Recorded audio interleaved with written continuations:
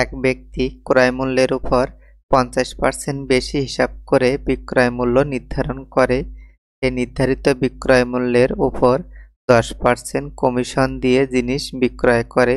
তার মোটের উপর শতকরা কত লাভ হয়? মনে করি দ্রব্যটির ক্রয় মূল্য 100 টাকা।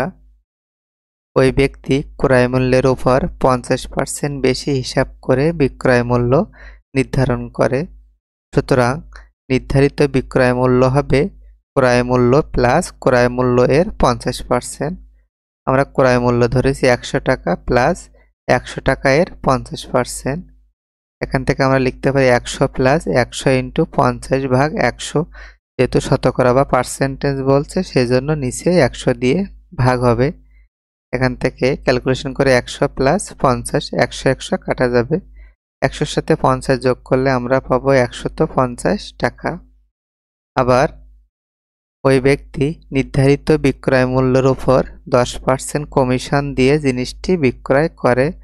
সুতরাং সর্বশেষ বিক্রয় মূল্য হবে 150 টাকা বিয়োগ 150 টাকার 10%।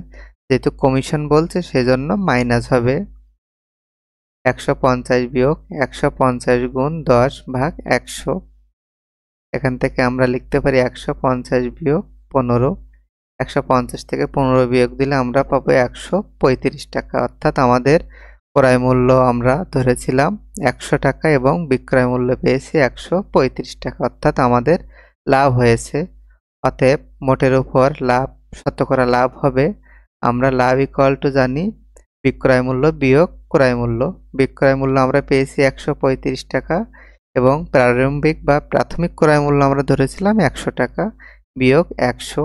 135 থেকে 100 বিয়োগ দিলে আমরা পাবো 35 টাকা। এটাই আমাদের উত্তর। ধন্যবাদ সবাইকে।